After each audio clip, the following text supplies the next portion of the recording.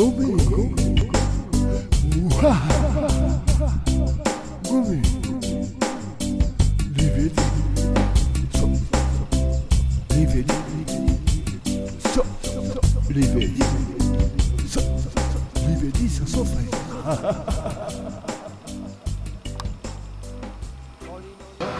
C'est pour qui c'est pour ma petite belle-fille qui va passer me voir. Elle adore votre miel, donc elle se régale. Elle remonte avec. C'est génial. En Bretagne. En Bretagne. Voilà, bien. Alors on est dans le circuit court là, Voilà, madame, tout à fait. donc, Ah oui, mais ma petite belle-fille, je vais lui faire plaisir aussi. bah oui. Mais nous, on en mange toute l'année, évidemment. Voilà. Mais c'est-à-dire qu'au-delà, c'est un engagement, le produit est bon et c'est très bien parce que absolument. ça fait plaisir d'avoir ces retours-là.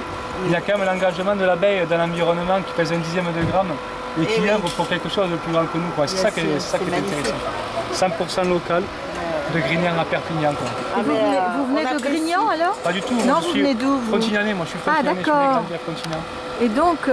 J'ai mon rucher d'élevage à Frontignan. Merci beaucoup, monsieur Dame. Merci, madame. Merci. Donc vous venez de... Vous avez vos ruches, alors vous en avez combien des ruches? Nous, on est une exploitation agricole en spécialité d'apiculture. C'est un nombre de 700 ruches qui sont disséminées au gré des différentes régions, des différents départements de l'Occitanie. Donc c'est ce qui permet d'avoir un panel de miel différents et tous 100% locaux. Et ce que j'apporte toujours aux consommateurs, c'est l'engagement de l'abeille de l'environnement. Et là, dans ce circuit court, alors en fait, les gens vous ont déjà commandé. C'est ça, tout à fait. Vous venez avec des produits et vous repartez sans rien. Ça peut arriver des fois un contretemps, mais c'est très rare. C'est-à-dire que c'est un groupe de consommateurs identifiés, donc c'est le panier de taux, avec des consommateurs référents qui fonctionnent comme ça avec des producteurs. Et les producteurs viennent, ça se passe en précommande avec un site qui est quand même bien organisé. Et les consommateurs viennent et puis peuvent pouvoir. L'idée aussi, c'est quand même de pouvoir échanger avec les consommateurs. Oui, voilà. Il y a quand même créer du lien social. C'est ça, le contact. Bonjour, alors vous êtes quelle maison là? Vous êtes Alors moi je suis Véronique Puech de la ferme de Fontinelle. D'accord. Donc je suis productrice de volailles œufs et je transforme aussi quelques produits aveyronnais. Voilà. Très bien. Et je viens sur les circuits courts une fois par mois. Sauf au mois d'août parce qu'il fait très chaud et je reste dans l'Aveyron. Voilà. Très bien. Et vous, monsieur, alors qu'est-ce que c'est pour vous que de participer déjà, d'avoir les bons produits, puis en même temps aussi c'est une autre démarche en fait. Oui, c'est on essaie d'acheter des produits locaux. Voilà. Donc, tous les producteurs qui viennent à Fronticourt, c'est que des gens qui habitent pas très loin. Donc pour soutenir les producteurs locaux, on vient à Fronticourt. Voilà. C'est super. Votre prénom? Xavier. Merci beaucoup à vous. Merci. Eh ben voilà des bons produits là, du foie gras, donc des coups farcis. Oh là là, on a envie de manger tout ça. Vous nous donnez. Il y a du poulet là-dedans. Il y a du poulet. Poulet qui est au frais. Voilà. Ah d'accord. Et ça c'est des vrais poulets alors. Ah, c'est des vrais poulets fermiers bio. Ah oui, bio en plus. Oui. Et heureux alors, des poulets heureux. Tout à fait, en plein air. Oui. Super. Bon. Voilà. Merci madame. Merci. Alors madame, une petite glace en circuit court, c'est ça? Ah oui, elles sont délicieuses. Je vous les conseille fortement. D'accord. Je veux un cassis par-dessus. Juste pour goûter le cassis, mais je le prends le cassis. La menthe, T'aimes pas? c'est pas que j'aime pas, j'ai pas l'habitude de manger comme ça. C'est-à-dire, comme nous c'est la première fois qu'on en fait, on est amateur de savoir qu'est-ce qu'il faudrait refaire. Franchement, je sais pas. C'est parce que j'ai pas l'habitude de goûter la menthe qui a ce goût-là en glace en fait. Ah ouais. C'est ça qui me... C'est une infusion en fait. Ici. Ouais, je prends le cassis.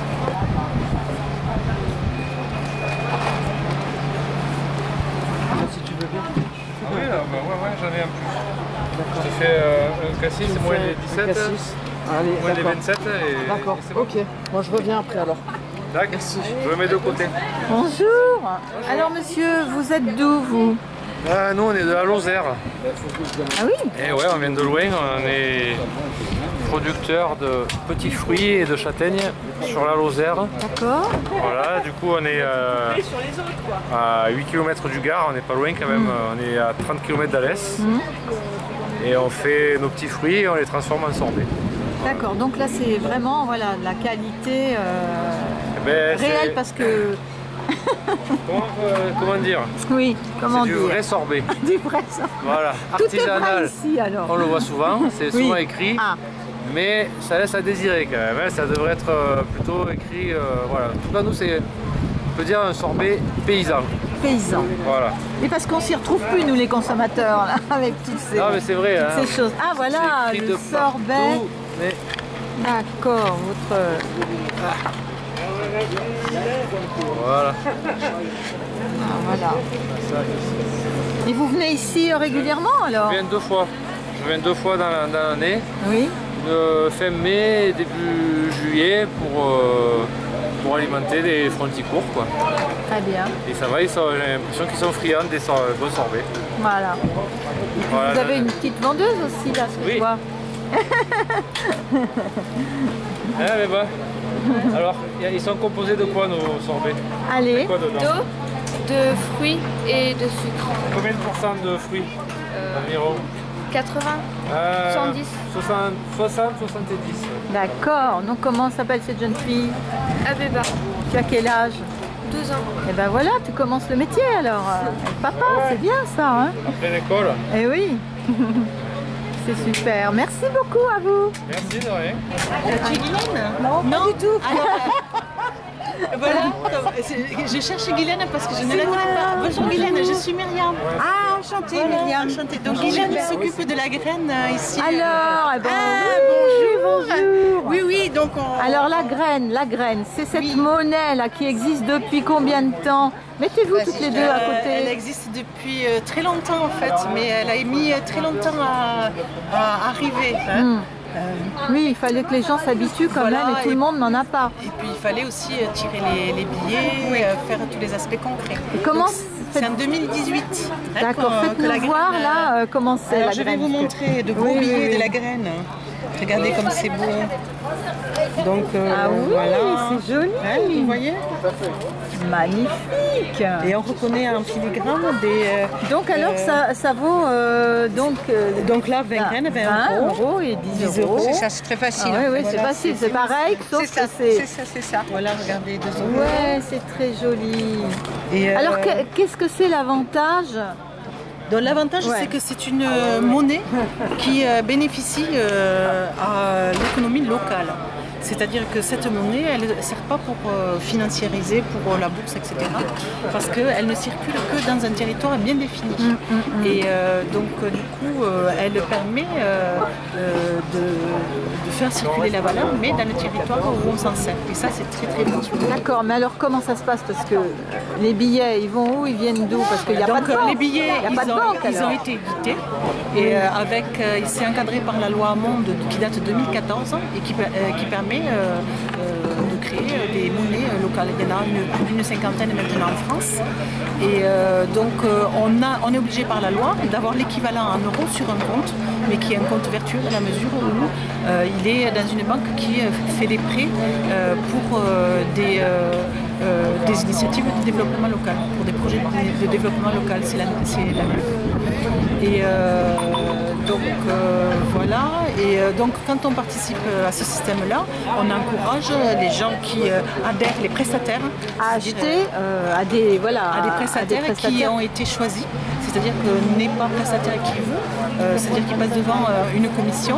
Et dans cette commission, à Montpellier et au bassin de Thau, on a décidé de mettre comme valeur dans la charte de l'association qui s'occupe de la graine les choses liées au développement durable et à l'environnement. Très bien. Donc les prestataires sont tous engagés dans un effort pour les développements durables. Donc quand on sort de la graine, on sait qu'on va chez des gens qui font cet effort-là et qui ne sont pas des grandes surfaces, etc., qui appartiennent au marché local. D'accord. Et les petites entreprises. Et alors, donc, vous donnez des informations comment parce que c'est vrai qu'il y a combien de personnes qui utilisent ces billets ici il y a combien de personnes à peu près, oui.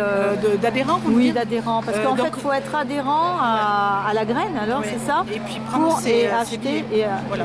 Alors, on achète des billets, on a deux façons. On peut les acheter soit carrément chez les prestataires qui font comptoir de change, au local. Par exemple, le marchand de miel, j'ai interviewé tout à l'heure, lui, il peut échanger. Non, parce que tout le monde ne fait pas. Tout le monde ne fait pas ça. Il y en a, alors, on trouve toutes les informations sur un site qui est très très complet, où il y a toutes les informations concernant l'économie. Et là, si vous voulez avoir des informations vraiment donnez-nous ça va être. C'est la graine 34. Allez sur la graine 34. Là, vous avez tous les prestataires, vous avez tous les chiffres concernant les nombres d'adhérents. Et pourquoi le faire et à quoi ça sert, exactement. Etc. Et puis une carte où vous trouvez tous les prestataires. Très bien. Et là, à Frontignan, donc ils sont plusieurs bénévoles. Oui. Donc Guylaine. Qui avait envie aussi d'une monnaie locale et qui profite de la monnaie de Montpellier pour la faire reconnaître à l'étang de Thau. Et donc voilà. On essaie. Et vous alors, votre rôle, parce que vous... Donc moi je suis une des fondatrices qui appartenait à l'association en 2018. Et je suis venue prêter main forte à l'équipe de Frontignan en amenant le kakémono pour qu'on soit un peu visible, mon petit t-shirt. Oui, bien sûr, la graine. Et voilà, je suis venue donner un coup de main. Très bien. Et votre prénom? Myriam. Myriam, merci Myriam. Merci. La graine.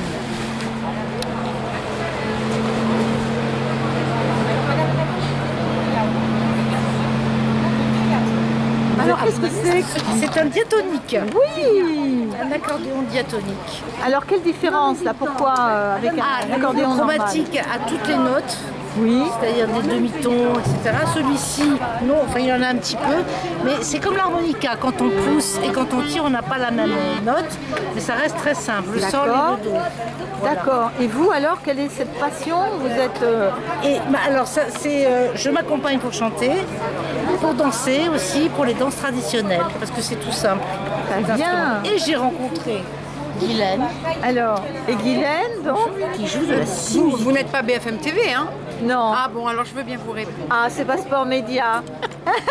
Super. Alors, Guylaine. Oui.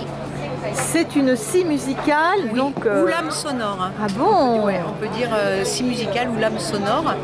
Et ça se joue et ça va très bien avec l'accordéon. Mais alors, vous vous connaissez depuis combien de temps là? On s'est rencontrés il y a 2 ans au Playback Théâtre. D'accord. Le Playback Théâtre, c'est quelque chose de formidable. D'ailleurs, j'espère qu'on viendra jouer ici, dans ce cadre-là ou dans un autre.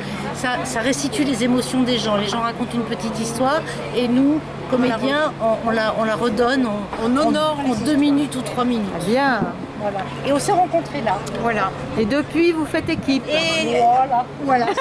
C'est ça. C'est notre deuxième. C'est notre début. Bravo. Alors Guylaine, la scie musicale, vous en faites depuis combien de temps? Qu'est-ce que c'est que cette idée de choisir cet instrument bizarre? Alors la première question, je ne sais pas y répondre.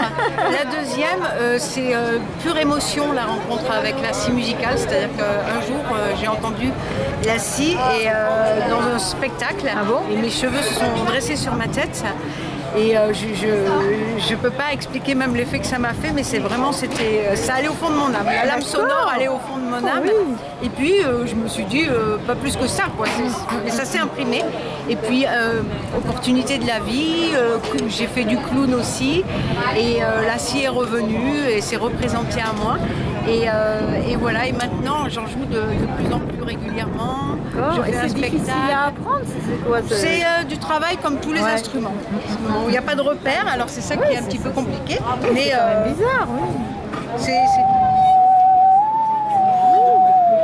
enchanteresse.